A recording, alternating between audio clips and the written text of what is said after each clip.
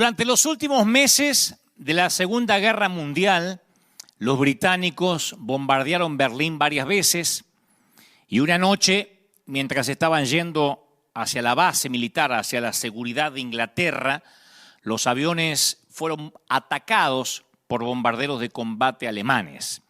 Y de alguna manera, un avión alemán apareció de la nada, los pilotos del avión británico observaron que el avión alemán se acercaba cada vez más, hasta que 5 balas hicieron impacto en el fuselaje cerca del tanque de combustible. Y la tripulación se preparó para lo peor, para la explosión, pero no pasó nada, no explotó. Vieron que había combustible derramándose por los agujeros de las balas, pero no había habido explosión. Y milagrosamente pudieron regresar a su base a salvo. Varias horas después de aterrizar, uno de los mecánicos se presentó en las barracas de la tripulación. Había encontrado 5 balas dentro del tanque de combustible arrugadas, 5 proyectiles arrugados, pero sin explotar. Y se los entregó al piloto. Y el piloto abrió las cápsulas y, para sorpresa de la tripulación, vio que no tenían pólvora. Y dentro de una de ellas, obviamente las 5 estaban vacías de pólvora, pero dentro de una de ellas había un trozo de papel pequeñito, y cuando desplegó el papel encontró una nota que decía: somos prisioneros de guerra polacos, forzados a hacer balas en una fábrica. Y cuando los guardias no nos miran, no las rellenamos con pólvora, las dejamos vacías. No es mucho, pero es lo mejor que podemos hacer en esta guerra. Y la nota estaba firmada por 4 prisioneros de guerra polacos. 5 pequeñas balas de entre millones y millones de proyectiles fabricados durante la guerra marcaron una diferencia para los miembros de la tripulación de un avión británico. Cuando yo pensaba y recordaba esta historia, que es absolutamente verídica, yo digo, ese es el poder de lo bueno, que siempre se encuentra en lo pequeño. Y cuando uno va a las Escrituras, desde el principio, Dios ha elegido lo grande, lo pequeño sobre lo grande. Dios ha escogido lo más chiquitito por sobre aquello que parece inmenso, grandioso. David encima de Goliat, Gedeón con sus 300 soldados ante miles de madianitas, Elías ante los profetas de Baal. El Señor elige una oveja por encima de las 99 que quedan en el rebaño. O sea, la espiritualidad tiene que ver con pequeñas acciones, las respuestas casi insignificantes a la presencia de Dios. De hecho, Jesús mostró eso durante todo su ministerio. Decía la semana pasada, si uno ve a Jesús con ojos nuevos, que uno no lo mira con los ojos cansados, sí, esas historias ya las sé, las escuché un montón de veces. Aunque tengamos años en el peregrinar cristiano, si uno vuelve a ver a Jesús con ojos nuevos, como que uno lee las historias o los evangelios por primera vez, uno se va a dar cuenta que sí, estaban las multitudes, pero Jesús trató de evitarlas, de escapar de lo grandioso del gentío. Piensa en lo que habría logrado Jesús si se hubiera quedado en la tierra 20, 30, 50 años más, tuvo solo 3. Yo a veces pienso qué hubiese hecho Jesús con la tecnología que tenemos hoy a disposición, con esto de poder transmitir a todo el mundo. Pero Jesús, cuando uno va a las Escrituras y lee los evangelios, Jesús estuvo presente muy poco tiempo. Hizo unos cuantos milagros pequeños, relativamente pequeños, sí sorprendentes, pero pequeños. Dijo algunas palabras profundas y se fue. Y sus acciones, pocas y relativamente pequeñas, cambiaron el mundo para siempre en solo 3 años. O sea, que lo diminuto se convierte en algo enorme cuando Jesús está involucrado, cuando Él está en la ecuación. Y a nosotros, naturalmente, nos resulta fácil tener la impresión de que Dios tiene que ver solo con lo grande, ¿no? Con lo espectacular, con lo milagroso. Y entonces llegamos a la conclusión de que a menos que Dios esté haciendo cosas realmente grandiosas a través de nuestras vidas, no somos espirituales. Dios no nos está usando en realidad. Ustedes van a ver en las redes sociales, los jovencitos o los adolescentes o quienes se entregan al Señor y tienen la vida por delante, siempre dicen, yo quiero que Dios me use en cosas grandes, yo sueño con estadios, yo sueño con estar en la tele, yo sueño con misionar ante multitudes. Y sienten que si no pasa algo grande, Dios no está en la ecuación. Pero la vida espiritual no es necesariamente una vida de éxito rotundo, de éxito grandioso. Es una vida de fidelidad. Es una vida de pasos pequeños. Y Dios sabía. Yo pienso que Dios, estoy convencido de que Dios sabe. Dios sabía que nosotros tendemos o tenemos la tendencia a deslumbrarnos con lo grande. Por eso Jesús relató las parábolas de la oveja perdida, de la moneda perdida, del hijo perdido, de la semilla de mostaza. Entonces, cuando uno va a las Escrituras y nota sus mensajes, los mensajes de Jesús, nota que trata de decirnos algo, que la vida espiritual es una vida, por lo general, diminuta, llena de decisiones pequeñas, íntimas. La vida espiritual son pasos pequeños hacia Dios, pequeñas vislumbres de su presencia, cambios insignificantes, movimientos imperceptibles. En el Evangelio de Marcos hay una historia de 4 versículos que cuando uno la lee parece más bien una digresión, o sea, algo que se sale de la línea del relato, en lugar de ser un evento significativo. Uno va leyendo las Escrituras y cuando llega a esa parte dice, es como que el autor se tomara una licencia y dice, voy a hablar de otra cosa que parece no tener importancia. Jesús acababa de despotricar en contra de las demostraciones excesivas de arrogancia, de hipocresía que tenían los fariseos. Y en ese momento, él se fija en una mujer de la cual nadie se apercibe. Cuando Jesús la ve, reconoce la inequívoca apariencia de la pobreza, ropas andrajosas, prendas gastadas, manchada con suciedad de años, arrastrando los pies sobre el piso del templo, y ella deja caer 2 moneditas en la caja de la ofrenda. Es una linda historia y generalmente los predicadores la usamos para hablar sobre el dar, sobre el sembrar, pero no es esas historias o esa clase de vidas que se llevan al cine. No es de esas cosas de las que están hechas las películas. Porque por mucho que nos conmueva el sacrificio de esta mujer, ni siquiera se asemeja al drama de las vidas en peligro de los discípulos o de los héroes de la fe. Entonces, ¿qué es lo que hace que la historia de esta viuda sea poderosa? No es dramática, no es espectacular, no es revolucionaria, no es significativa, no sorprende. Son 4 versículos que aparecen ahí, casi, insisto, como algo que se desvía del relato principal. Como que no ayuda a la línea del guión. Es una historia íntima, una historia privada. Una mujer cuya presencia nadie nota y peor que eso, cuya presencia nadie se preocupa por notar. En el mundo en que vive ella es parte del paisaje, es un borrón en una multitud de rostros. Pero es un borrón fiel. Es un borrón fiel, es una amante que ama a Dios todos los días con pasitos pequeños y vive su cristiandad todos los días. Y no le importa si se fijan en ella o no. Ni se imagina que el creador del universo hecho hombre está al lado de ella cuando deposita sus moneditas. Y Jesús dice, yo les aseguro que esta viuda pobre dio más que todos los ricos. Porque todos dieron de lo que les sobraba. Pero ella, que es tan pobre, dio todo lo que tenía para vivir. Y eso es lo que Jesús hacía. Le daba significación a lo insignificante. Jesús mostró la eterna diferencia que podemos hacer nosotros, la gente rota, la gente desprolija, la gente como nosotros sin terminar, la gente que estamos en construcción. Él mostró lo que gente como nosotros puede significar para el reino. Yo crecí en un ambiente pentecostal, saturado de milagros. O sea que el culto tenía que ser de milagros. De eso se trataban los servicios. Si no había milagros, éramos como críticos de cine, como catadores de culto. ¿Cómo estuvo el culto hoy? Medio duro, hoy no hubo tantos milagros. O sea, uno iba al culto para ver milagros.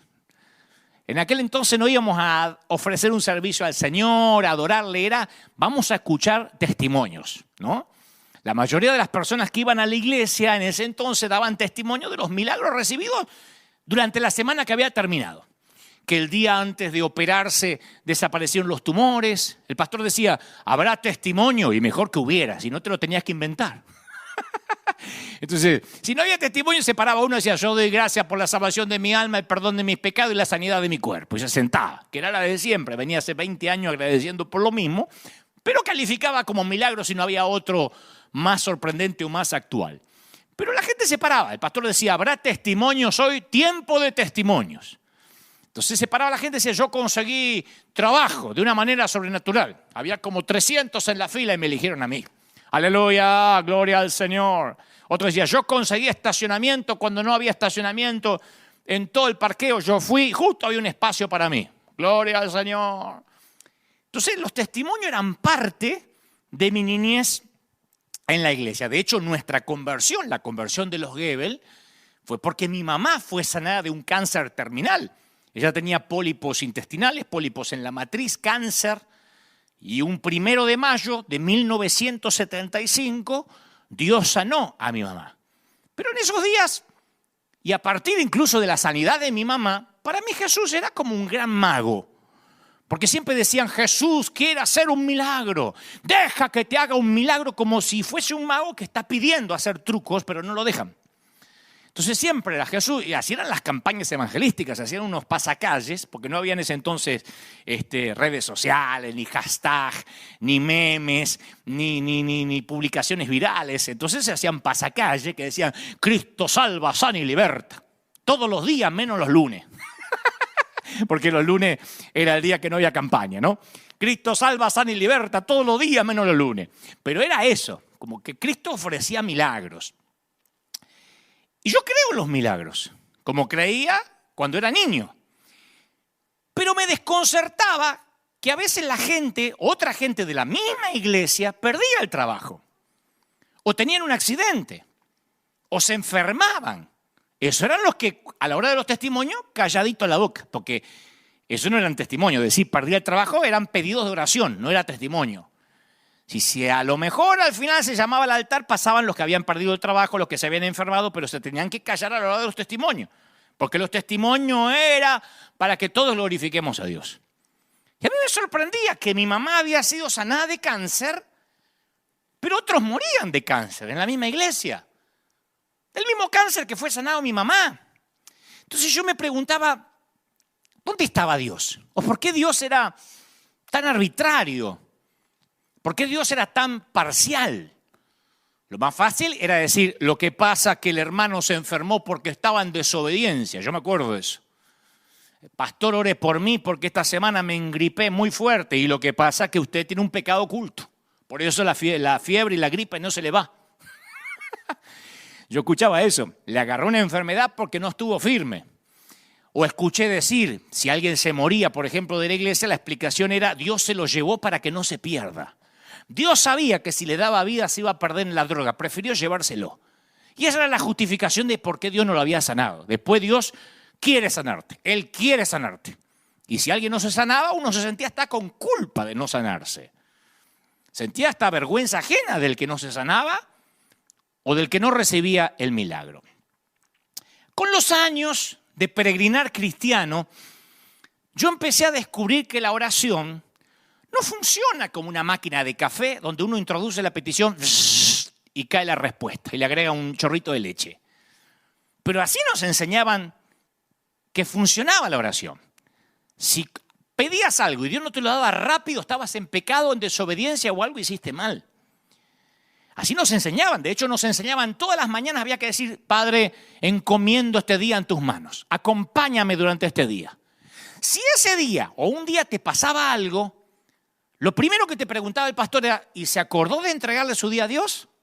No. Por eso lo asaltaron. Por eso le robaron en la esquina. Porque a la mañana no entregó su día a Dios. Entonces decía, ay, sí, es que salí corriendo, me olvidé. ¡Ay, vio! ¿Cómo no quiere chocar el auto así? Ahora, Dios llena los cielos y la tierra. Si somos cristianos, Él vive en nosotros por el Espíritu Santo. Necesitamos asegurarnos con una frasecita que Él nos va a acompañar. Dios dice, ay no, como no me pediste y no me entregaste el día, ahora que te roben en la esquina. Necesitamos decir la frasecita para estar bajo la cobertura. O si chocábamos con el auto o teníamos algún accidente, nos decían, seguro no oraste antes de salir. Apenas te subes al auto, antes de prender el motor. Porque si prendías el motor y no habías orado, tampoco valía la oración. Antes de prender el motor, antes de encender el auto, tienes que orar. Porque si no, puedes tener un accidente en la ruta. Y yo me acuerdo que a veces uno decía, no oré, y frenabas en la banquina porque si no nos vamos a matar en la esquina. Como que Jesús era un amuleto. Si salías sin orar ese día, Jesús no estaba contigo. No te tenía por qué cuidar porque te olvidaste de orar. Y si no sabíamos qué decir, en una oración usábamos la trillada frase, Señor, si es tu voluntad. Cuando orábamos por un enfermo, cuando orábamos por alguien, decía, Señor, si es tu voluntad. Ahora, vamos a pensar, vamos a razonar como niños con ojos nuevos. ¿Dios necesita una cláusula de exclusión voluntaria en el contrato antes de hacer un trato contigo? ¿Un trato conmigo? ¿Necesita que le recuerden que si es su voluntad lo va a hacer y si no es su voluntad no lo va a hacer? Claro, lo que pasa es que nosotros ponemos la frase si es la voluntad porque esa frase hace que la oración sea más espiritual. Una oración no es oficial hasta que no le agregamos si es tu voluntad. Pero no amortiguamos las oraciones con esta condición porque somos humildes, sino porque a veces estamos asustados al orar. Si es tu voluntad es la manera de escapar de la responsabilidad. Lo que en realidad queríamos decir es, en realidad yo no estoy tan ilusionado que lo vas a hacer. O lo que es peor, los familiares del enfermo me están escuchando y si no lo sanas, dejo en claro que no fue tu voluntad y después no quiero reclamos. Entonces cuando nos decían, ore por mi marido que se está muriendo, Señor, si es tu voluntad, por las dudas, se muere, yo no quiero reclamos. Si es tu voluntad, era una manera de ocultar el miedo. Ahora, no me quiero ir de tema de lo que estoy hablando, este es el punto. Lo que a mí me llamó la atención al leer la Biblia, insisto, con ojos nuevos, mirarla, porque yo también tengo años de peregrinar cristiano, pero mirarla otra vez con la revelación del Espíritu, no con espiritualidad prestada, sino con la revelación del Espíritu Santo, es que Jesús pedía a quienes habían visto un milagro que no se lo contaran a nadie más. Este es el punto. En el caso de la transfiguración o la resurrección de la niña de 12 años, permitió que un grupito de discípulos nada más lo vieran con órdenes estrictas de no decir nada. Y cuando uno ve a Jesús en su ministerio, ve que nunca se negó a quien le pedía una sanidad física, pero siempre rechazó las peticiones de mostrar algo. Siempre rechazó la oportunidad de sorprender a las multitudes o de impresionar al gentío. Por lo general, cuando él hacía un milagro decía, no lo cuente, como que impedía contar el testimonio. Estoy siendo claro, contrariamente a la iglesia donde yo me crié. No estoy hablando de la tuya, estoy hablando de la mía. Donde me decían, bueno, tiempo de testimonio, porque eso ayuda a la fe. Jesús hacía un milagro y decía, no lo cuenten. Porque Jesús supo que el entusiasmo que generaban los milagros no se transformaba en fe que cambia la vida. Yo sé que algunos tienen ganas de apedrearme, pero esperen, déjenme avanzar. De hecho, muchos escépticos negaban la prueba clara que tenían delante de los ojos y a veces hasta buscaban explicaciones sustitutas cuando Jesús hacía algo. Es magia, es un brujo, por Belcebú hace los milagros que está haciendo. Muy pocas veces le resulta fácil a la gente creer en milagros. A la gente le es difícil creer en milagros, igual como sucede hoy en día. De otro modo, las cruzadas de milagros o las que se hacen por televisión o las que salen en los canales cristianos deberían hacer que el mundo entero se vuelva a Cristo. Debería tener tantos puntos de rating como una final de un mundial de fútbol. Estamos viendo milagros, pero la gente no cree. Dice, es un timador, esa señora que pasó tal vez no estaba tan enferma, ese que vino en silla de ruedas tal vez se hizo, el que venía así. La gente no cree como en los tiempos de Jesús. En ese entonces, como ahora, los milagros despertaron sospechas, desprecio, dudas y casi nunca fe. El primer milagro que Jesús hizo quizás fue el más extraño de todos, porque en todas las escrituras no aparece que haya hecho algo parecido. Jesús tiene 30 años, es un muchacho de 30, está empezando su ministerio, acude a una boda, esas bodas que duraban varios días, yo los conté estos fines de semana pasado, va a la boda con el recién reclutado, el flamante grupo de discípulos.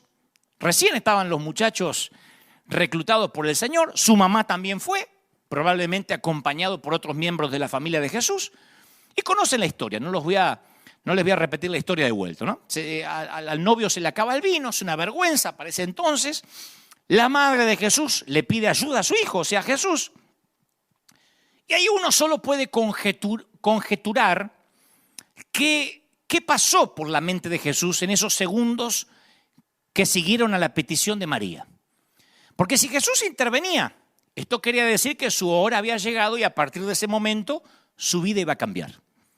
Por eso dice, ¿qué tienes conmigo, mujer? Todavía no llegó mi hora, ¿no? Porque él sabía que si se corría el rumor que él tenía esos poderes, iban a llegar peticiones de gente necesitada desde Tiro hasta Jerusalén. Iban a acudir a él las multitudes, iban a ir los epilépticos, los paralíticos, los sordomudos, los poseídos, por no mencionar los borrachos con botellas de agua para pedirle, hágame un vino mendocino. Roma iba a enviar investigadores. O sea, iba a comenzar una cuenta regresiva que no se iba a detener hasta el Calvario. Entonces Jesús, el mismo que cuando estaba ayunando en el desierto, repudió el desafío de Satanás de convertir piedras en panes, tomó una decisión. No se pierdan esto. Es el mismo Jesús que le dijo a Satanás, no tentarás al Señor tu Dios. Cuando le dijo, tienes hambre, convierte esta piedra en pan. Y ese mismo Jesús está en la boda. Aparentemente quien se está casando es su amigo, quizás de la infancia, que quizás fueron al colegio juntos. Y dice, llenen esas tinajas de agua. Le dice a los sirvientes. Las llenaron de agua en forma milagrosa, el agua se transformó en vino y sirvieron el mejor vino. El vino escogido que se solía servir al principio cuando los paladares todavía están en condiciones de discernir, ¿no? Esto pasa en cualquier fiesta hasta el día de hoy. Después de 3, 4, 5 días de fiesta le puedes dar querosén, le puedes dar nafta y dice qué rico, pero ese vino que los paladares disciernen apenas llegan a la boda, ese lo sirvió al final. Entonces los milagros de Jesús no suelen contradecir a las leyes naturales, sino más bien, como dijo alguien, y nunca me lo olvidé, reproducen la actividad normal de la creación a una velocidad diferente y a una escala menor. Porque no era la primera vez que Dios con el agua hacía vino. Dios creó la vid y le enseñó a la vid a succionar agua de sus raíces y con la ayuda del sol a convertir ese agua en un jugo que fermenta y toma las cualidades de un vino, siguiendo el proceso correcto. De esta manera, cada año, desde el Génesis hasta ahora, Dios convierte agua en vino. Esos milagros no eran nuevos para Jesús. Del barro, Dios formó el primer cuerpo humano. Y fue barro lo que Jesús usó para poner el repuesto en la cavidad ocular de un ciego. Él sabía que tenía que poner un repuesto donde no había y se acordó que con su padre así habían hecho al primer ser humano. Del mismo modo, todos los días el sistema inmune de nuestro cuerpo realiza milagros silenciosos de sanidad. Pero claro, en una forma menos sensacional que las sanidades que Jesús realizaba.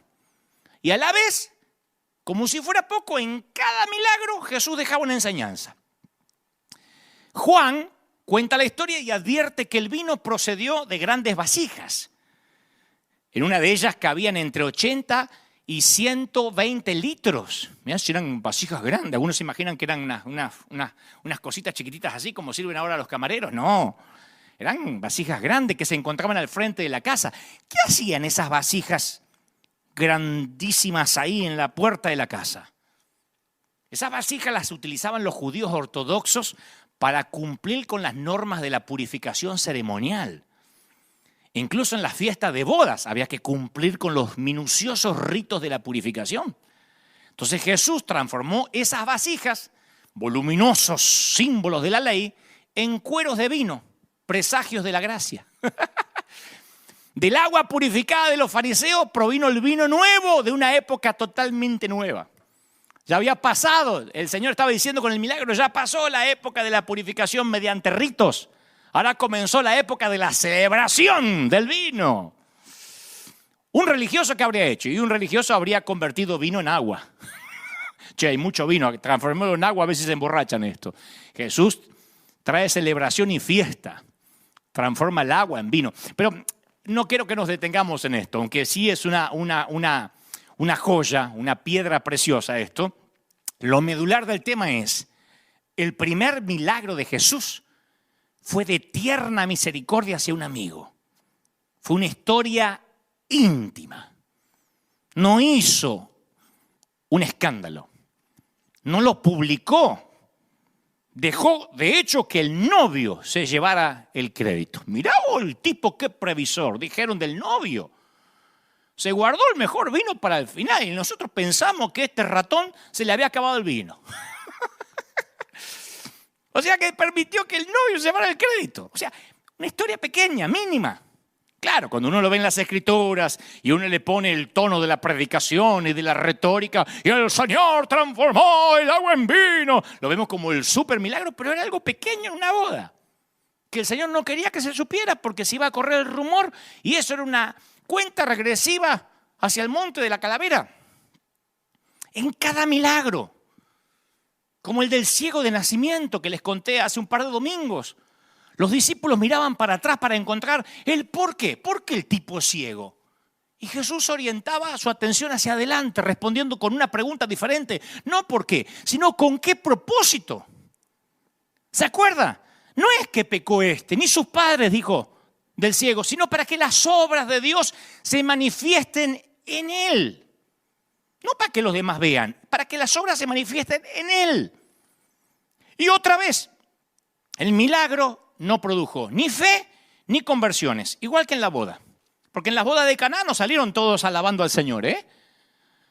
No salieron todos convertidos al Mesías porque habían visto el milagro. No, el crédito se lo dio al novio. No usó el milagro de la transformación de agua en vino como un pretexto evangelístico. Y acá tampoco. Porque cuando el ciego recobra la vista, los vecinos del hombre quieren que confirme su identidad. No creen que es el mismo ciego. Los fariseos lo someten a interrogatorios formales y sus propios padres se lavan las manos. Y dicen, no sé, es mayor de edad, pregúntenle al tipo. Y el hombre que había sido ciego no tiene tiempo para reflexiones teóricas. Dice, si es pecador el que me sanó, no lo sé. Una cosa sé, que habiendo yo sido ciego, ahora veo. Punto. Aparte, en Jerusalén, un milagro en sábado significaba una amenaza terrible para la doctrina oficial. Y aunque los fariseos no podían dejar de ver el milagro, lo estaban viendo. Tenían un mendigo ciego que ahora tiene ojos y los está mirando a los ojos y los desafía públicamente. Ustedes dirán, ¿y cómo no cayeron de rodillas ante semejante tamaño milagro? Si en nuestra iglesia gritamos ¡aleluya! Cuando el hermano Ruperto encontró un estacionamiento, ¿por qué acá todos los fariseos no se convierten al ver un ciego que conocían como parte del paisaje? No, se aferran a sus gastadas teorías de la ley y del castigo. Le dicen, tú naciste en pecado y nos quieres enseñar a nosotros. Las orejeras teológicas no se caen fácilmente ni viendo milagros. Y Jesús lo sabía. La respuesta a este milagro, como a la mayoría de los que se relatan en los evangelios, confirma un notable principio de la fe. Quiero que prestes atención, que lo escribas en las tablas de tu corazón y lo ates a tu cuello.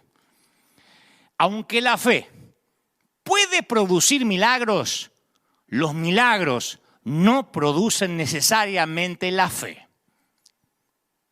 Lo voy a decir otra vez. Aunque la fe puede producir milagros, los milagros no producen necesariamente la fe. Pon a todos los evangelistas famosos en fila, los que Dios hace milagro a través de ellos, el mundo no se volverá a Cristo. Mete a los evangelistas en un hospital en este tiempo a sanar a los que están infectados de coronavirus, el mundo no se conmoverá. Hablemos de los leprosos. Porque ustedes dicen, bueno, pusiste el ejemplo de las bodas y el ciego. Hablemos de los leprosos, por ejemplo. El paciente de lepra no sufre dolor físico. Porque después que los bacilos de la lepra matan las células nerviosas, los pacientes dañan sus propios cuerpos sin darse cuenta. Un paciente con lepra, por ejemplo, puede caminar todo el día sobre tornillos afilados, llenarse de astillas, rascarse el globo ocular y reventarse el ojo sin darse cuenta. La lepra es muerte a centímetros. Y cada una de estas acciones destroza tejidos y puede conducir a la pérdida de una extremidad, a la pérdida de la visión. Por eso parecían zombies en Medio Oriente, zombies literalmente caminando, porque a ninguno de los leprosos le duele perder un miembro. Las ratas por las noches suelen comerle sus dedos y no se dan cuenta. Están durmiendo y cuando se levantan le faltan dedos, las ratas se lo comieron. Casi todo el dolor que experimenta un leproso no viene del cuerpo, viene de afuera. El dolor del rechazo de la comunidad que los rodea. Yo conocí a un joven que ya hace varios años, que se enfermó de SIDA, de HIV, y él no quería que su familia se enterara. De hecho, me lo dijo, no quiero que mi familia sepa por qué estoy internado.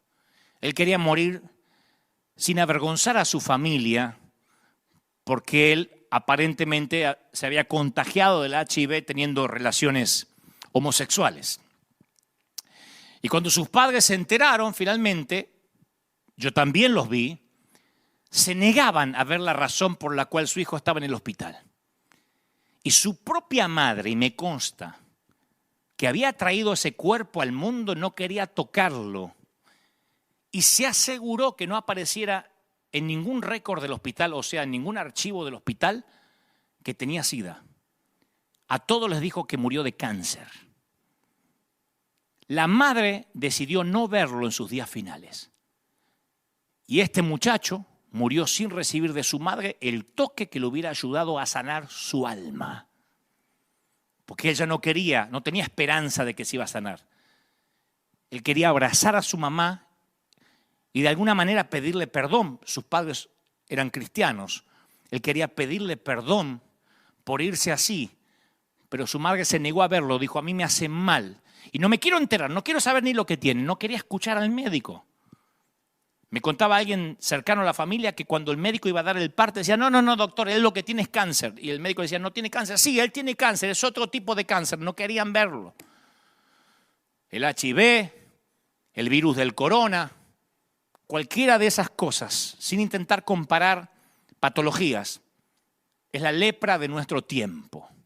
Vean los enfermos de COVID-19 cómo mueren solos, envueltos en bolsas de nylon, de algún modo leprosos, sin que nadie pueda despedirlos, sin que nadie pueda abrazarlos, simplemente tras una asepsia o tras unos nylon o unos protectores, un médico, un tipo que nunca vieron en la vida o un enfermero, es quien los despide en el último viaje a la eternidad, ni siquiera sus nietos, ni siquiera sus hijos.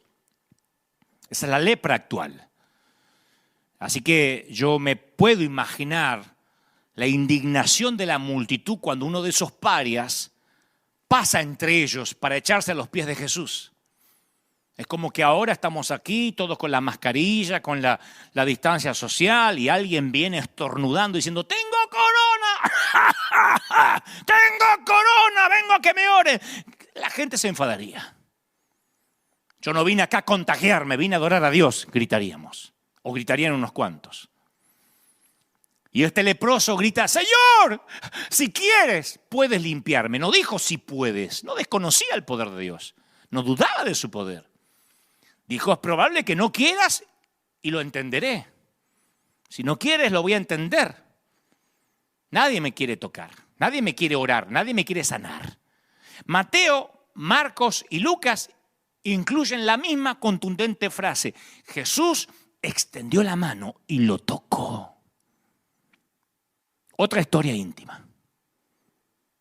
Y ese simple contacto con Jesús acabó con su estado de desequilibrio emocional, desequilibrio almático.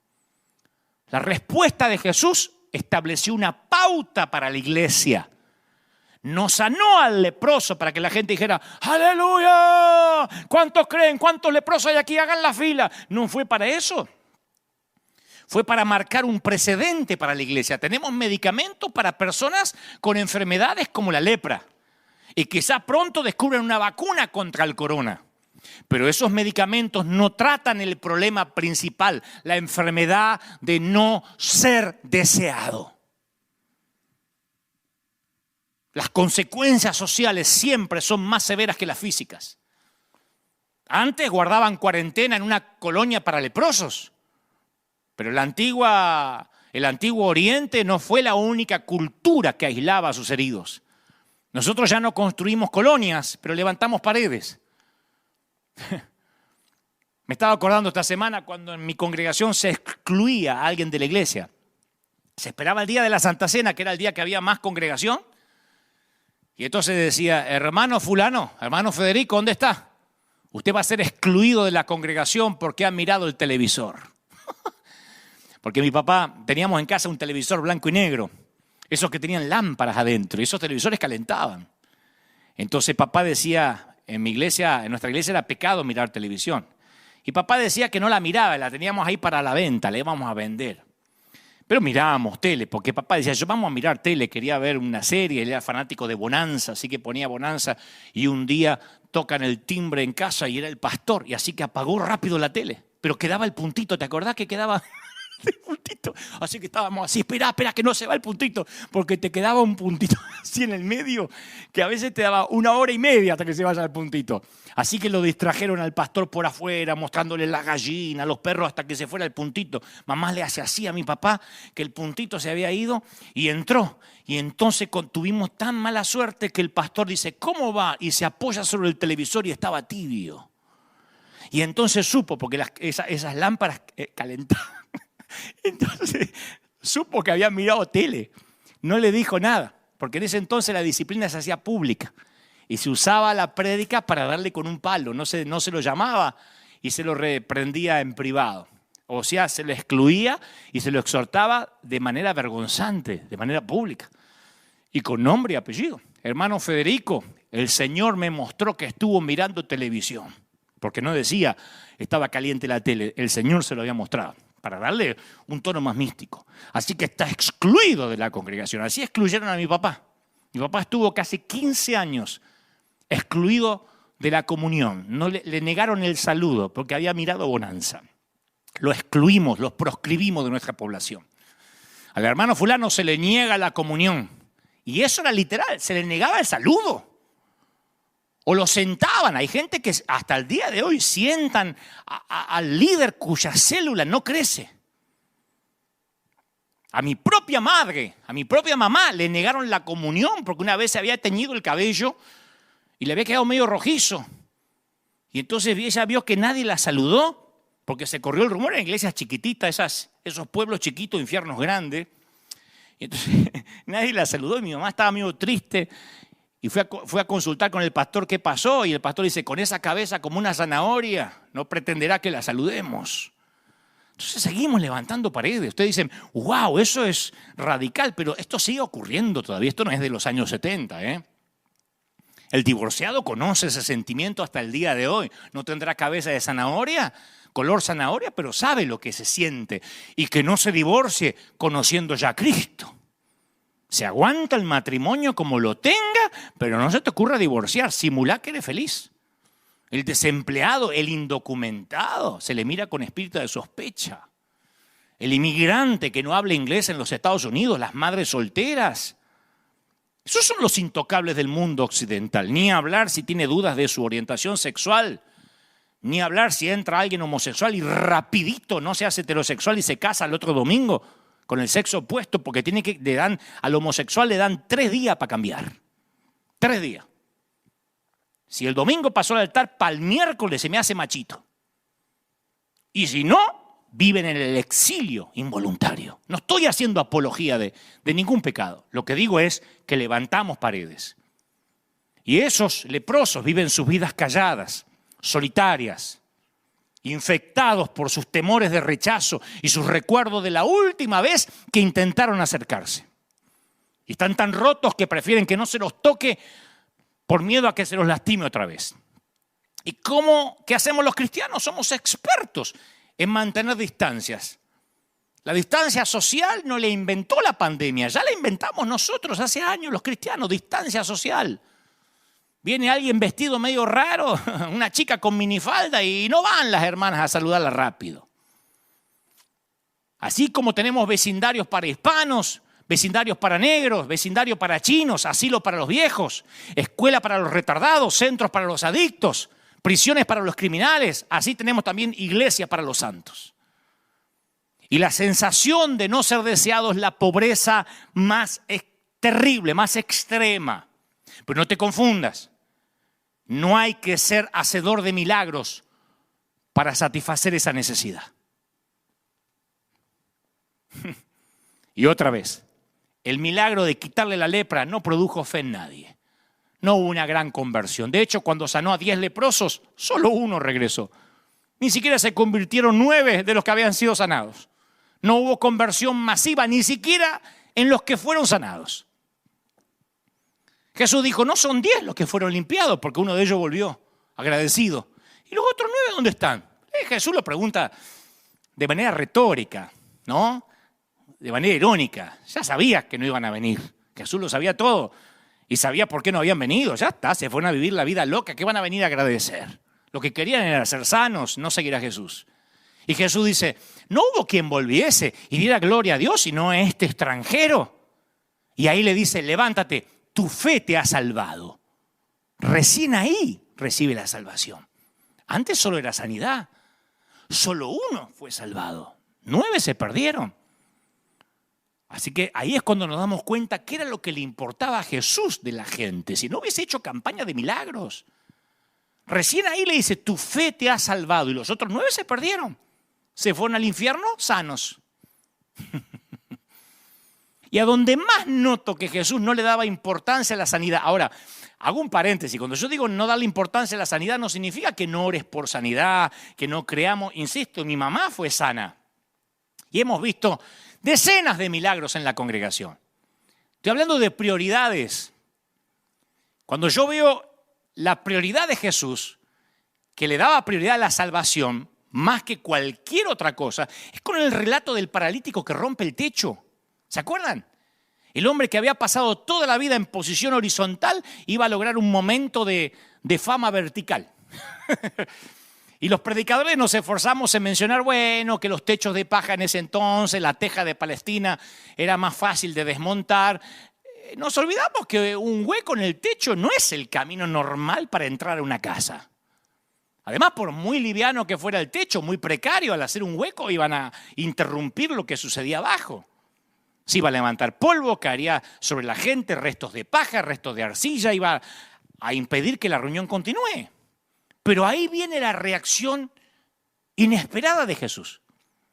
Cuando Jesús vio la fe de ellos, poniendo en relieve el papel de los 4 amigos que acompañaban al muchacho lisiado, dice, hijo, tus pecados te son perdonados. O sea que la fe nunca dejaba de impresionar a Jesús y sin duda esta cuadrilla de demolición de 4 hombres había demostrado tenerla.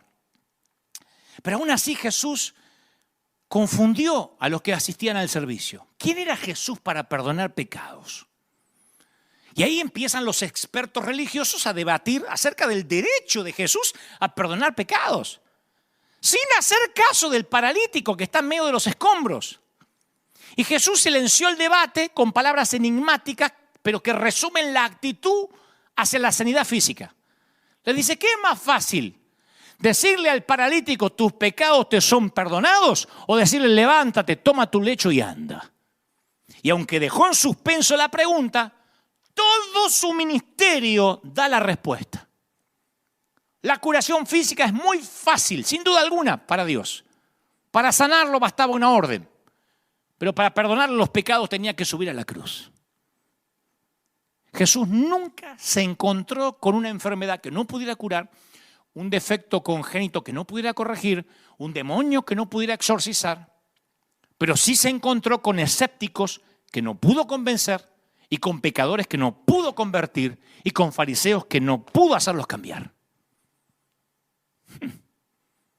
Lo que pasa es que el perdón de los pecados requiere de un acto voluntario de arrepentimiento de parte del receptor. Por eso algunos de los que escucharon las palabras más elocuentes acerca de la gracia se fueron sin arrepentirse.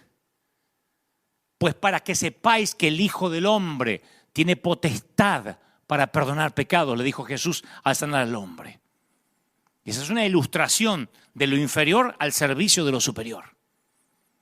Jesús sabía que el desequilibrio espiritual tiene un efecto más devastador que cualquier dolencia física.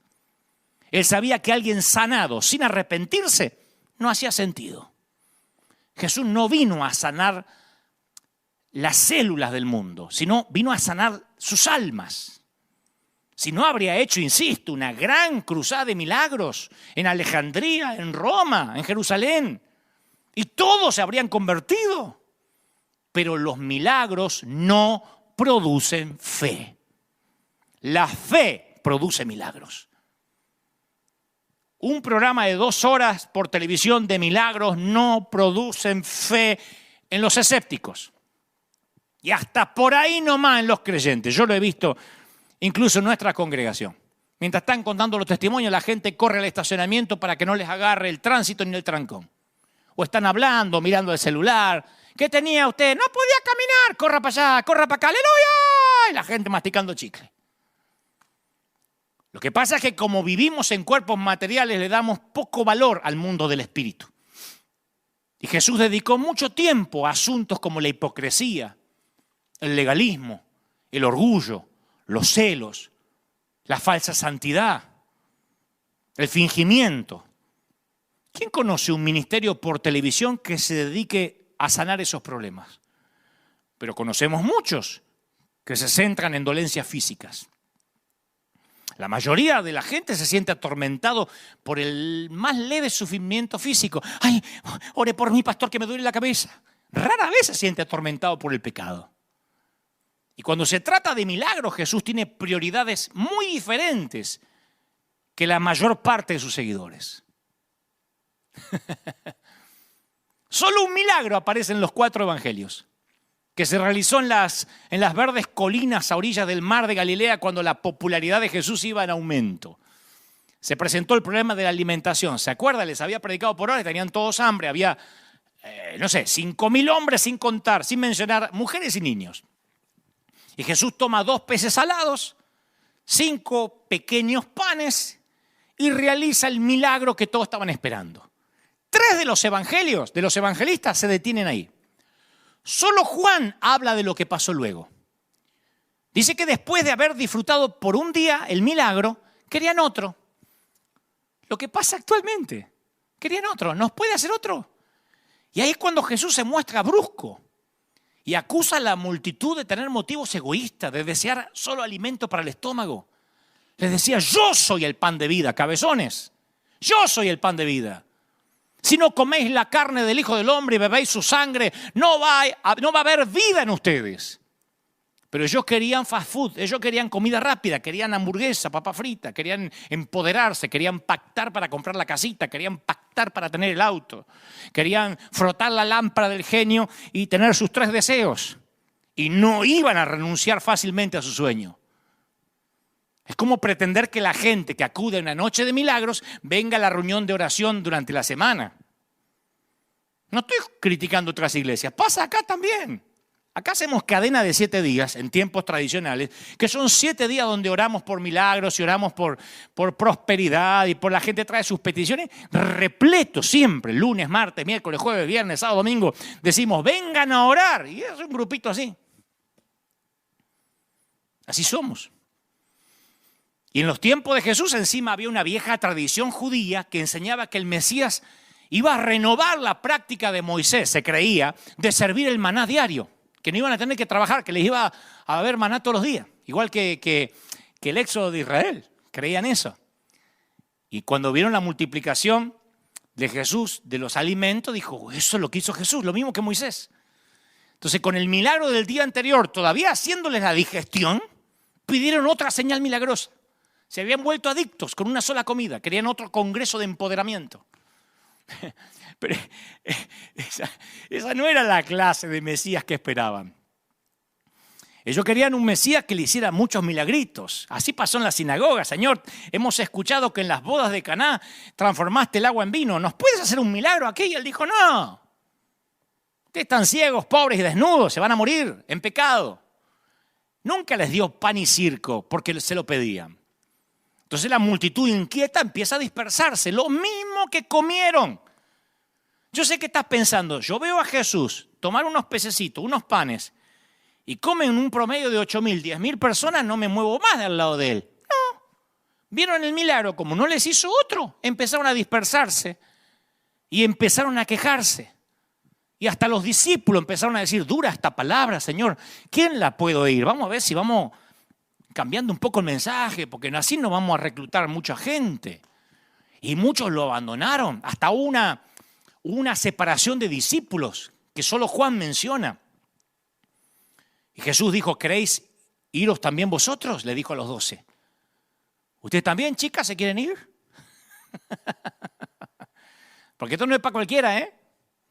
Claro, los milagros atraían multitudes, aclamaciones, pero no fomentaban el arrepentimiento y la fe duradera. Por eso el Señor dijo, no cuenten esto, no quiero milagreros siguiéndome. No cuenten esto. Jesús trae un mensaje de obediencia, de sacrificio, no un espectáculo para buscadores de emociones. ¿Y por qué pensamos que eso cambió hoy? ¿Qué nos hace pensar que este Jesús hoy es otro Jesús? Que ahora sí Él quiere sanarte. Que ahora sí, señora vecina, en la esquina de su casa está parado Jesús. Salvando, sanando, librando. En la esquina de su casa, baratito, baratito. Estoy creativo hoy. El Mesías no iba a salvar al mundo con intervenciones de pan y circo. Iba a salvarlo con su propia muerte. Y Jesús dijo, la generación mala y adúltera es la que demanda señal. Digo, al que le quepa el poncho, ¿a dónde están los pastores ahora? ¿Por qué no sanan el coronavirus? La generación mala y adúltera son los que exigen señales. Eso dijo Jesús cuando alguien le pidió que desplegara sus poderes. Él dijo, yo no soy un superhéroe de Marvel. Querido evangelista, colega, recuerda estas palabras cuando quieras usar los milagros como anzuelo. Si usas los milagros como anzuelo, tendrás un público de generación adúltera y malvada. Harás uno y querrán otro. Dios hará otro y querrán otro y nadie se convertirá realmente. Y sigo mirando los milagros de Jesús con ojos nuevos. Y llego a la última gran señal que constituye un eje narrativo para todo lo que antecede y todo lo que sigue. Juan, el evangelista, usa el milagro o utiliza el milagro acerca de Lázaro como el suceso que hizo que los religiosos oficialmente se volvieran contra Jesús. Ustedes dirán, bueno, lepra, un ciego, pero una resurrección de un tipo que está 4 días muerto, avivamiento. No, es el momento que los religiosos dijeron, lo vamos a liquidar. Ni la resurrección pública de un muerto de 4 días produjo ni conversiones ni arrepentimientos. ¿Ustedes creen que eso cambió? Jesús ya había devuelto su hijo a la viuda de Naín, deteniendo un cortejo fúnebre en el camino. Había devuelto a la hija de Jairo a la vida, la había traído de regreso a la vida casi con una frase juguetona. Niña, levántate. Como un padre que le dice a su hija que se acabó la siesta. Pero en el caso de la familia de Lázaro, Jesús ora en público. Es la única vez que ora en público. Dice, Padre, gracias te doy por haberme oído. Yo sé que siempre me oyes. Pero lo dije por causa de la multitud que está alrededor, para que crean que tú me has enviado. En ninguna otra parte había orado Jesús teniendo presente a los que los rodeaban. Pero la resurrección de un hombre, Lázaro, no iba a resolver el dilema del planeta Tierra. No nació el evangelio de Lázaro. Ninguna resurrección de ningún mortal alcanzaba. Era necesaria la muerte y la resurrección del propio Hijo de Dios. Por eso no encontramos algo como el avivamiento de Betania. Que Jesús, a partir de lo de Lázaro, todos trajeron sus muertos y empezó el avivamiento de Betania. De hecho, Juan agrega el detalle irónico que el milagro de Lázaro selló el fin de Jesús. Hasta acá llegó, dijeron. Y desde aquel día acordaron matarlo. A partir de ese día, las señales y maravillas de Jesús se acabaron. Entonces, al leer los relatos de algunos milagros de la época de Jesús, encuentro en ellos un significado muy diferente al actual de nuestras iglesias. Y es una autocrítica, muy diferente. Jesús le dijo a los incrédulos, si no oyen a Moisés y a los profetas, tampoco se persuadirán, aunque alguno se levantare de los muertos. Eso es un principio. Aunque una iglesia hoy se ponga a orar en contra del coronavirus y milagrosamente el virus desaparezca sin vacuna, nadie se va a arrepentir. El 9/11, el 11 de septiembre, cuando los aviones secuestrados por terroristas impactaron contra las torres más altas de Nueva York, las iglesias se llenaron durante semanas.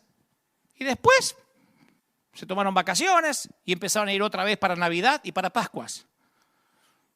Ni siquiera las grandes tragedias hacen que el mundo corra a los pies de Cristo. Ni los grandes milagros ni las grandes tragedias. Los golpes de emoción no producen conversiones verdaderas. Está resucitado Lázaro y los sacerdotes y los principales tratan de encubrir el milagro, tratando de matar de nuevo a Lázaro. Dice que planificaban también matar a Lázaro. Tenemos que matarlo al tipo este. Sí, pero resucitó y bueno, matémoslo. Yo pienso que si lo mataba y lo volvía a resucitar, lo volvían a matar, lo volvía a resucitar. Con la prueba contundente de un milagro con patas, un tipo que caminaba entre ellos, conspiraron para destruir esa prueba. Gente, los milagros nunca cambiaron a la gente o la forzaron a creer o produjeron arrepentimiento. Y este es el secreto. De no ser así, no habría habido lugar para la fe. Bienaventurado el que creyó sin ver. Las señales siguen a los que creen. Los que creen nunca siguen a las señales. Y si seguían a las señales es porque en realidad nunca creyeron. Por eso los cristianos, ciertos cristianos que no logran ver sanidades masivas en este tiempo, se dan cuenta que nunca creyeron en Jesús, que no estaban fundamentados sobre la roca, había arena en el fondo. Llegaron al fondo y había arena. Se acabaron las señales, se cerraron los templos y se acabó la fidelidad de cientos de gentes. Son los que, insisto, dicen, ¿dónde están los que sanaban? ¿Por qué no se sanan los infectados? No hay milagros, no hay panes ni peces. Entonces ya el evangelio no hace sentido, no tiene sentido.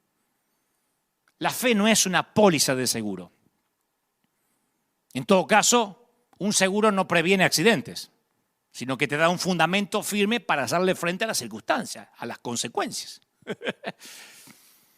Si crees que la fe es una póliza de seguro, bueno, el seguro no te previene el accidente, te ayuda a enfrentar las circunstancias. Yo de chiquito me forzaba para tener más fe. Yo veía los testimonios de la gente de nuestra congregación, que era chiquita, pero contaban cosas milagrosas y los adultos me invitaban a desarrollar la fe, pero yo no tenía muchas pistas en cuanto a cómo proceder. Y al leer los relatos de sanidad en la Biblia, detecto en los evangelios una especie de jerarquía de fe, que a lo mejor también te has dado cuenta, ¿no? En la parte más alta de la jerarquía Está quienes impresionaron a Jesús con una fe valiente, con una fe inquebrantable. Un centurión, un impertinente mendigo ciego, una persistente mujer cananea. Y esos relatos de fe, cuando yo los leo, siempre me hacen sentir incómodo, hasta la fecha, porque rara vez yo tengo una fe semejante. Muchas veces me desaliento ante el silencio de Dios, como te pasa. Y cuando mis oraciones no tienen respuesta rápida, yo confieso que tengo deseos a veces de renunciar, de no volver a pedir. Muchas veces he hecho grandes eventos que creía que Dios me mandó a hacer. Creo que Dios me los mandó a hacer, y cuando yo tenía que enfrentar las deudas por años, superclásicos que yo hacía en Argentina, eran de un día, había 70.000 personas y después yo estaba 2 años para pagar. Y a mí se me iba la fe. Así que por esa razón yo le decía: Señor, vos te llevaste la gloria y me dejaste las deudas. Entonces, pero era parte del proceso, ¿no? Por esa razón yo busco más abajo en la jerarquía para encontrar personas de menos fe. Y me alienta enterarme que Jesús pareció dispuesto a trabajar con cualquier destello de fe, con cualquier historia íntima de fe, por débil que pareciera. Me aferro a los tiernos relatos de cómo Jesús trató a los discípulos que lo abandonaron y luego dudaron de él. El mismo Jesús que alabó la fe valiente de los que están en la parte alta de la jerarquía, también reavivó la fe fluctuante de sus discípulos. Y me consuela hasta la confesión del padre del muchacho que estaba poseído, que le dijo a Jesús: creo, pero ayúdame en mi incredulidad. ¿Se acuerdan? ¿Crees? Sí, pero ayúdame, que estoy muy incrédulo. Incluso a este hombre vacilante se le concedió lo que pedía.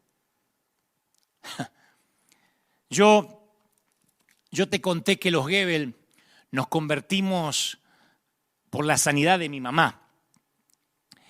Allá un 1 de mayo de 1975.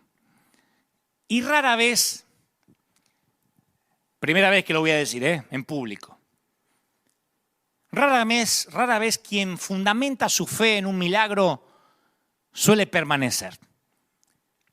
El 1 de mayo de 1975 dudo que los Goebel, cuando hablo de los Goebel hablo de mis papás y mi mamá, yo tenía 7 años, dudo que hayan tenido un encuentro real con el Señor. No fue hasta mucho más tarde. Ellos, mi papá, al ver que mamá se sanó, que en vez de oficiar un funeral tenía a la vieja viva, dejó el alcohol y empezamos a congregarnos. Pero no tuvimos un encuentro con Dios porque lo que nos atrajo fue el milagro, tener a mamá sana. Para mí Jesús, si me decías a mí con 7 añitos, Dante, ¿quién es Jesús? El que sanó a mi mamá. No sé si hubo un arrepentimiento. Conocimos a Jesús por un milagro. Y como era de esperar, las cosas se pusieron difíciles. Como era de esperar, la vida cristiana no es un paseo por el parque. Así que cuando las cosas se pusieron difíciles, cuando queríamos más milagros y no aparecieron, cuando desde que mi mamá se sanó empezaron algunas pruebas, algunas luchas, no solo lo del televisor blanco y negro, sino algunos problemas familiares, y vimos que esta póliza de seguro no nos resultaba, que esto no era un multinivel. Papá se empezó a enfriar, mamá también. 6 años más tarde de aquella primera sanidad, los Goebel decidieron apartarse del camino del Señor. Disfrazado de espiritualidad, claro. Nadie dice, me voy al mundo. Papá dijo, no voy más a la iglesia. Nos vamos a quedar en casa, vamos a hacer un devocional de tanto en tanto. No necesitamos congregarnos. Y nos autollamamos a cuarentena. Dejamos de congregarnos. Pasa un tiempo, estábamos en casa, nos empezamos a sentir cómodos, podíamos ver tele todo lo que queríamos. Papá no volvió a beber, me consta, pero los problemas en la familia empezaron a hacerse más agudos todavía. Mi mamá empieza a sentirse mal, 6 años, habían pasado 6 años desde la sanidad, empieza a sentirse rara, se va a hacer un examen de rutina y otra vez tenía cáncer. Y de lo que recuerdo, pues yo ya no tenía 7 años, yo ya tenía unos 12. De lo que recuerdo, a mamá ahora no le importó sanarse. Mamá tuvo una plática, una charla con mi papá donde le dijo, ¿ves? Se ve que no habían estado de acuerdo en esta decisión de salir de la iglesia. ¿Ves, viejo? Vamos a volver a cualquier iglesia. Mi papá decía, sí, pero hay que ver una sana doctrina. Me importa un cuerno en la doctrina. Yo quiero arrepentirme, yo quiero que nos arrepintamos. Si no me sano, no importa. Si me tengo que morir, me voy a morir. Pero yo quiero que estemos en una iglesia. Sí, pero ¿a dónde vamos a ir? Yo no conozco ninguna. A una que esté por acá cerquita, porque antes de eso, la primera iglesia donde mamá se sanó quedaba lejísimo. Para los de Buenos Aires, para que tengan una idea geográfica, nosotros vivíamos en Billinghurst y la iglesia estaba en Delviso. Así en Barrio Pinazo, Delviso, yendo para Pilar. O sea que todos los días hacíamos 1 hora y pico por la Ruta 8. No había autopista del Sol, no había nada para ir a congregarnos. Tal vez fue eso lo que de alguna manera incidió, entre otros factores, para que mi papá se cansara. Pero ahora mamá dijo, busquemos una iglesia acá cercana. Ya no le importaba sanarse, que quería tener un encuentro con el Señor. Y la iglesia más cerca que nos quedaba era la iglesia que daba unas cuadras, una iglesia de un pastor italiano. No era pentecostal, asamblea cristiana, una iglesia muy amada. Fuimos muy felices ahí el tiempo que estuvimos. Y el pastor amadísimo, pastor que actualmente está en la presencia del Señor. Fuimos toda la familia, mi papá, como hicimos en Argentina, la cabeza agacha, la frente marchita, y todos. Ahí se nos fue el ánimo de criticar. Ahí no importaba si había orquesta, porque nos habíamos ido de la otra iglesia porque no compartíamos con esto, no compartíamos lo otro, no nos gustaba. Acá no preguntamos nada. Mamá estaba enferma de cáncer, nos vimos alejados de Dios y lo que hicimos fue arrepentirnos. Mi mamá lloró todo aquel servicio, un culto cortito era. Mi papá también lloraba en la iglesia del italiano, que no se le entendía nada, porque los italianos tienen esa particularidad. Años en Argentina y todavía hablan atravesado. Entonces mi mamá cuando termina el servicio le dice a mi papá, estaba mi hermano, yo dice, vamos a pedir al pastor que nos ore. Pero este no era un pastor como el que había orado por mamá hace años. El primero era brasileño. Viste que a los brasileños les encanta. Vamos ahora a reprender a Satanás. Mas Jesús la va a sanar esta noche. No era de la Iglesia Universal. Era de la Asamblea de Deus de Brasil. Pero este pastor no, nada que ver. Cantaron una canción, un himno de gloria. Ni siquiera himnario de Sión, que era lo que nos gustaba a nosotros. Himnario de gloria. Y terminó. Y dijimos, se acerca mi mamá y dice, mire, yo fui sanada ya por Dios hace muchos años y quiero que usted ore por mí. Entonces el pastor Tano dice, guarda, sorella, lo come pastore parlerò a Dio. Mi intenzione è di pregare a Dio, Mi intenzione è di pregare a Dio, E se Dio vuole, resta in salute, capace sana. Ma se no è in volontà di Dio, forse muori, capisci? Potrebbe essere morto y va a ir a paradiso. Le estaba diciendo, yo voy a orar, pues no prometo nada. Si se muere, se va para el paraíso. Nosotros estábamos mirando así, estábamos deprimidos antes que empiece. No prometo niente, Dio è soberano. O sea que Dios era soberano. Sorella, hermana, la cosa principale è che è stata salvata. C'è stata salvata? È stata salvata? Sì, io estoy salvata. Io estoy salva. È la principale. E va a paradiso. E se è morto, e se è morta, va a paradiso. E la cosa principale è salvata. No dijo, vamos a orar, ahora empodérate, haz un pacto. Le dijo, yo voy a orar. Y con esa oración improbable, mínima, Dios volvió a sanarla ahí mismo. Y nos congregamos mucho tiempo con ese amado pastor. No le faltaba fe, pero no era lo suyo, orar por milagros. Y fue brutalmente honesto. Pero la fe de los Goebbels ya nunca más estaría fundada en un milagro. Aunque parezca raro, no salimos felices confesando, porque ahí no, mi mamá ese día en el altar no se pudo hacer un análisis, ni sintió nada. Pero salimos diciendo, realmente repitiendo las palabras del pastor en castellano. Si Dios quiere, mamá, te vas a sanar. Y si no, te vas a ir con Él. Pero ahora tenemos nuestro corazón en Él, no en lo que Él puede hacer. Claro, porque yo de chico veía los milagros como magia. Ahora de grande los veo como señales. Cuando Juan el Bautista languidecía en la cárcel, Jesús le envió informes de sanidades y resurrecciones para demostrar que sí, Él era el Mesías. Pero poco tiempo después, Juan murió en manos de un verdugo. O sea que el mensaje de Jesús a Juan no lo hizo nada para aliviar su condición física, ni lo sacó de la cárcel. Independientemente de esto, el mensaje sí expresó la naturaleza del reino que Jesús había venido a iniciar. ¿Me explico? El reino que Jesús había venido a iniciar era un reino de liberación, en el que los ciegos verían, los tullidos andarían, los sordos oirían, los leprosos quedarían limpios y los pobres serían liberados. Pero para algunos poquitos la liberación se produjo cuando Jesús andaba recorriendo los caminos de Galilea y Judea. Para otros, Juan el Bautista, los discípulos de Jesús entre ellos, no lograron para nada su liberación aquí en la tierra. Los milagros que realizó hicieron vislumbrar lo que debía ser el mundo. Algunos ven los milagros de Jesús como una interrupción de las leyes del universo físico. Pero como señales, sin embargo, desempeñan precisamente la función opuesta. La muerte, el deterioro, la entropía, la destrucción son las verdaderas interrupciones de las leyes de Dios. Los milagros son los destellos de esa restauración. ¿Me explico?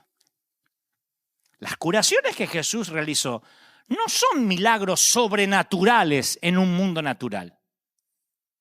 Fueron las únicas cosas naturales en un mundo que no es natural, que está demonizado, perdido y herido.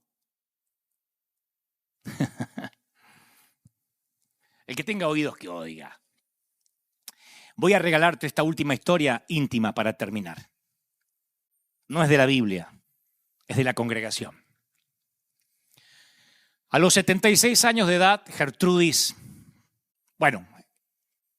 decidí cambiar el nombre para preservar su identidad. Gertrudis me gusta. Es muy similar al que ella tiene. Gertrudis comenzó a preocuparse a sus 76 años por los jóvenes de su iglesia, de modo que se ofreció como voluntaria para ayudar en el grupo juvenil. ¿Qué le gustaría hacer?, le pregunta al líder juvenil, a ver, una anciana. Y ella dice, no sé, pero a Dios y a mí se nos va a ocurrir algo. Gertrudis no era buena para hablar en público y se sentía demasiado mayor para participar en los juegos, en las dinámicas, pero tomó fotos de cada uno de los chicos del grupo juvenil. Pedía permiso, decía, ¿te puedo sacar una foto? Y tomaba fotos. Luego las imprimió, las fotos las colocó sobre unas tarjetas y escribió una información biográfica en la parte de atrás de cada tarjeta. Marina, de novia con Juan. Su papá es inconverso, su mamá trabaja limpiando casas. 3, 4, 5 cosas, una Wikipedia mínima de cada uno. Se memorizó la cara y la información de cada tarjeta y después se paraba en la puerta de la iglesia. Y a medida que entraban los jóvenes le daba la bienvenida a cada uno por su nombre. ¡Kevin! ¿Cómo estás? ¡Hey! Kevin sorprendido. ¿Cómo anda el Barça? ¿Y Messi? Me parece que va a dejar el club, ¿o es un rumor? Y Kevin sorprendido porque él está acostumbrado a que no le pregunten, a que nadie le importe de su vida. John, ¿cómo estás? Me enteré que tienes un nuevo trabajo, ¿eh? ¡Ah, qué bueno! Y aprendiste a hacer café. Y John se sorprende porque nadie le preguntó de qué trabaja, qué hace. Y eso empezó a sanar la estima de un montón. Y ya no venían por la predicación o por las dinámicas, sino por las 3, 4 palabras que Gertrude te decía a la puerta. Y al final de la reunión se paraba otra vez a la puerta y veía quién se le había escapado a la entrada para decirle, ¡hey! No te olvides, Godofredo, te espero la semana que viene. ¿Cuándo van a tener un hijo? Ya va mucho tiempo, tendrían que hacer uno, ¿eh? Y les prometí orar por cada uno. 10 años hizo eso. O casi 10. Y ya a sus 86, Gertrudis sufrió 3 ataques cardíacos. Y la posibilidad de su muerte causó dolor en todos los chicos del grupo juvenil. Querían ayudarla, decirle lo mucho que significaba para ellos, pero no sabían cómo hacerlo. Entonces una tarde, el líder juvenil tiene una idea. Dice: Gertrudis, nos gustaría hacerte tu funeral. Y ella dice: ya sé, yo quiero que me hagan el funeral, pero todavía no estoy muerta, querido. No, pero queremos hacerte tu funeral en vida, para que puedas oír cuánto significas para el grupo juvenil de nuestra iglesia. No nos sirve de nada que te hayas ido con el Señor y haya una foto tuya. Queremos que escuches. Y a Gertrudis le encantó la idea. Y el grupo juvenil planificó su funeral en vida. Y como se podrán imaginar, una gran cantidad de chicas, de muchachos llenaron la iglesia. Algunos de ellos ya se habían graduado, se habían casado, tenían hijos propios. En esos 10 años, Gertrudis se había ganado el corazón de todos. Y esa noche, los jóvenes que la conocieron durante sus 10 años de servicio compartieron historias de Gertrudis, pasaban y contaban historias de ella, y ella sentada ahí escuchando todo. Y al final de la noche, un grupo de jóvenes se reunieron misteriosamente en la parte de atrás de la nave principal de la iglesia, porque Gertrudis tenía 86 años, pero nunca había perdido su juventud. La juventud es una cosa de acá, ¿no? No es una cuestión cronológica. Y a Gertrudis no le gustaban los perfumes de gente anciana. A Gertrudis le encantaban los perfumes de marca. Olerla a ella era un placer. Chanel, Versace, Paco Rabanne, Dolce & Gabbana, Yves Saint Laurent, Giorgio Armani, Nina Ricci. Y cuando los jóvenes llegaron adelante, vinieron con una botella gigante y costosa de Dolce & Gabbana. Y la rompieron y derramaron sobre los pies de Gertrudis, ungiéndola de gratitud, llenando de perfume todo el lugar. Y ella se sentía una reina. Porque al igual que la viuda que depositó sus 2 monedas en el templo, Gertrudis había dado lo que podía. Su vida no fue dramática, no fue espectacular, ni revolucionaria, ni significativa, ni sorprendente. Ella había tenido una historia pequeña, casi íntima, de esas que ningún evangelista usaría para tratar de despertar fe, pero de esas que llamaban la atención de Jesús. La espiritualidad tiene que ver con las pequeñas acciones, la significancia que el Señor le da a lo insignificante, las respuestas casi insignificantes a la presencia de Dios. Y al igual que la viuda con su pequeñísima ofrenda, la ofrenda de Gertrudis continuará viviendo mucho después de su partida. ¿Y sabes qué me alienta? Que tú y yo tenemos una historia íntima que mueve a Jesús. Me alienta mucho que Jesús no ande buscando hacer cosas demasiado grandiosas, sino que esté buscando vidas pequeñas, historias minúsculas. Yo pasé al altar un montón de veces, arrepentirme en toda mi vida de juventud, de adolescencia, y sigo haciéndolo. Ninguno de esos pasadas al altar fueron ¡wow! El arrepentimiento. Recuerdo esa fecha como un parteaguas. No. Yo pasaba un domingo pidiendo perdón y el miércoles ya la había fregado. Pero el otro domingo pasaba otra vez. Y ese segundo pasito, combinado con el primero, ayudaba al tercero. Y la tercera vez que pasaba ya estaba unos pasitos más adelante. Mi vida errática fue de pasos pequeños, movimientos ligeros de músculos espirituales. Y así, a los golpes, a los tropezones, como toda gente rota, fui construyendo mi peregrinar cristiano con el Señor. No pude ver cosas demasiado grandiosas cuando era chiquito. Tardaría muchos años en pararme ante un gentío, ante una multitud, en hablar con presidentes, qué sé yo. Tardaría muchos años en ver esa vida que ahora la gente ve y dice, qué lindo, le va bien. La gente siempre ve tu tierra prometida y nunca contempla tu desierto. Pero fueron las historias pequeñas, las niñas, las chiquitas, las íntimas, las que construyeron mi relación con Jesús. Fueron las cosas chiquititas que los evangelistas, insisto, no usan. Y sé que del otro lado hay mucha gente ahora diciendo, yo también soy de esos pequeños con historias íntimas, pequeñas. No son grandiosas, no son dignas del capítulo de ningún libro. Pero esa es tu vida. Es una vida común. No tienes un Oscar sobre la chimenea, ni un Grammy, ni un Emmy. Un helicóptero no te evita el tránsito. No tienes un chofer. No te preparan el desayuno por la mañana.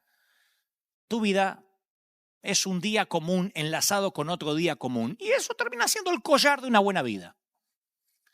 Y en tus días comunes muchas veces te has preguntado si Dios estaba allí. Les hablo a los pastores, a los ministros, a los pastores, no solo los rurales, los que están en algún sitio en el campo, misioneros, a los que están en países difíciles, a los que están en ciudades cuyas congregaciones les ha costado horrores que crezcan. Yo tengo pastores amigos que me dicen, ¿sabes? Cuando logro ganar 5 para Cristo se me van 4. Y no es porque sean un fracaso, estén haciendo algo mal, sino que a algunos les ha tocado batallar contra principados, contra potestades, en zonas muy duras. Y el Señor no está midiendo, su vara de medir no son las multitudes, ni el gentío, ni los seguidores de las redes. Él le dijo a Samuel, no te confundas, yo no suelo ver lo que el hombre mira. Yo no pongo la cinta de medir en derredor de los éxitos, la cuenta bancaria, el templo. Yo pongo la cinta de medir en los corazones. Ese siempre fue el error de todos, poner la cinta en el lugar equivocado. Por sus frutos los conoceréis, dice la Biblia. Claro, y uno piensa que frutos es los éxitos, el currículum, lo que logró. ¿Viste los frutos de ese hombre? Mira la gente que lo sigue. Pero nos olvidamos, porque a veces leemos con ojos viejos, que el fruto del Espíritu es paz, benignidad, fe, templanza, amor, mansedumbre. En ningún momento se menciona cruzadas, milagros, currículum, reputación. Esos son logros. Pero no habla del carácter. El fruto son las historias nimias. El fruto son las monedas, clink, clink, clink, clink, clink, clink, cayendo en la alcancía o en el plato de las ofrendas y el Señor diciendo, esa viuda dio más que todos los ricos. El fruto es Gertrudis, recordando los nombres de cada uno que entraban y salían a la congregación, haciendo lo que ese líder de jóvenes nunca habría logrado en años, aprenderse los nombres, tocar a los leprosos, tocar a los que morían por un abrazo. Los jóvenes empezaron a venir solo para ver a Gertrudis, me consta. Y hay un montón de esos héroes que no se dan cuenta que lo son, porque los héroes rara vez se dan cuenta que están haciendo la historia. Rara vez un prócer o un héroe se da cuenta que lo es. Rara vez te das cuenta que estás escribiendo la historia hasta que ya te tienes que ir. Pero yo estoy aquí para decirte de parte del corazón de Dios que tú eres parte de esos héroes de la fe. Tú puedes entrar en la lista, en la galería de Hebreos. Tú eres parte de esos héroes que se pelean palmo a palmo con la vida todos los días. Nada más que no es algo grandioso, es pequeño como todo lo que hizo Jesús. Y Jesús te dice, shh, no cuentes. Solo pasemos un tiempo en intimidad. Hablemos. Quiero orar por ti. Quiero orar por los que ahora van a recibir a ese Señor en su corazón. El Jesús sencillo, el del Evangelio simple. Que lo único que tienes que hacer es arrepentirte. Y después, como mi mamá, con el pastor Tano. Después vamos a orar. Yo voy a orar por las enfermedades. Siento de orar porque yo no prediqué en contra de los milagros. Yo hoy hablé de prioridades. ¿Está? Hoy hablé de prioridades para el Señor. Al Señor le importa tu alma. Al Señor no le sirve que todo el mundo se sane del virus y luego se pierdan. El Señor necesita que haya arrepentimiento, porque Él vino para sanar tu alma, para perdonarte los pecados. Lo demás es el tip, la propina, el bonus. Si viene, viene, y si no viene, no viene. Aquí en la iglesia hay gente que ha sido sanada de enfermedades terminales y otros que están confinados en una silla de ruedas y son tan fieles como los primeros. Nuestro Dios es un Dios que va por lo que realmente importa. ¿Qué es más fácil? Decirte, levántate, toma tu lecho y anda, o tus pecados te son perdonados. Vayamos por lo más difícil, que el Señor con su sangre lo hizo fácil, y lo único que tienes que hacer es, Padre, gracias por hablarme hoy. Jesús, entra en mi corazón. Te recibo, repite conmigo, vamos, como mi suficiente Salvador. Anota mi nombre en el libro de la vida. Gracias por hablarme así. Amén y amén. ¿Cómo te ama el Señor, che? ¿Alguien necesita oír esto? ¿Cómo te ama el Señor, princesa? ¿Cómo te ama el Señor, príncipe de Dios? Quiero que oremos juntos, vamos. Hay algo extraordinario sucediendo en la atmósfera. Vamos a orar. Vamos a orar por las enfermedades. Vamos a orar por los que tienen problemas financieros. Porque Dios sana, Dios liberta. Pero ahora que has entendido y que tu fe está puesto en el hacedor de milagros y no en los milagros. Ahora que tu fe está puesta en Cristo, en su rostro y no en su mano. Ahora que no eres de los que el milagro anterior todavía te está haciendo la digestión y estás buscando otro. Ahora vamos a decirle como le dijo el leproso a Jesús, Señor, si quieres puedes sanarme. Si no, entiendo, te voy a amar igual. Nada cambiará el amor que tengo por ti, Señor. Pero cómo me gustaría sanarme. Cómo me gustaría que hagas un milagro en papá. Cómo me gustaría que hagas un milagro financiero. Y yo, en lugar de hablar como evangelista y pastor pentecostal que lo soy, y decirte Dios lo va a hacer, vamos a confesar, voy a robarme, en el buen sentido, las palabras de un ministro que ahora está con el Señor. Vamos a orar. Si Dios quiere, va a sanar. Si no, al paradiso. Si resultó con mamá, va a resultar contigo. Vamos a orar. Y si Dios quiere, lo va a hacer. Y si no, ¿cuál es el problema? Tu alma está salvada. Y así, con esa felicidad de niño, de vino nuevo, de gracia, vamos a orar. Padre, gracias por este tiempo. Gracias por los que miran ahora. Gracias por los miles que se han conectado. Señor, tú has hablado hoy. Y yo he transmitido lo que creo has puesto en mi corazón para este tu pueblo, para este tu ejército. Para estos tus obreros de primera línea. Yo te pido ahora que tu gloria, tu gracia lo llene todo. Yo sé, Señor, que tú quieres sanar. Yo sé que no quieres que nadie sufra. Pero ahora mira un remanente, una legitimidad de hijos de Dios, una separación de trigo y cizaña que está ocurriendo ahora en los 5 continentes, en las esquinas del mundo. Está la gente diciendo, Señor, tú eres la roca, tú eres quien nos bendice, tú eres quien llena nuestro hogar. Sean sanos o no, te aman, Señor. Mira, corren hacia ti. Hay gente ahora, pónganse de pie, vamos, en los hogares, en las casas. Me encantaría que se pongan de pie. Los que son de la iglesia, se los pido como pastor. Vamos, de pie. Batallón del ejército de Dios. Escuadrón de emergencia en combate contra las fuerzas invasoras. Escuadrón de búsqueda de las almas. Vamos de pie. River, vamos de pie. Vamos a clamar. Yo voy a pedir para que esos milagros no se detengan, pero no sean ellos los que fundamenten la fe. Para que tengas un encuentro real con Cristo. Para que los cielos se te abran como a Saulo camino a Damasco y te transformes en ese Pablo que Dios quiere que seas. Yo estoy orando ahora por toda América, estoy orando por Asia, por África, por Oceanía, por Europa. Oro por la República, mi querida Argentina. Oro por los argentinos, para que desde el presidente hasta el último ciudadano ahora entienda que es tiempo de volver a Dios. Es tiempo de que el mundo pide la manifestación de los hijos de Dios. Yo lo creo, lo declaro, lo confieso. Yo sé que algo ha ocurrido. Yo sé que algo está cambiando tu corazón, y declaro bendición en todas las áreas, en el cuerpo, en el alma y en el Espíritu. Amén y amén. Que Dios te bendiga. Que haga resplandecer su rostro sobre ti. Que te acompañe en todas las cosas. Te llene el Señor.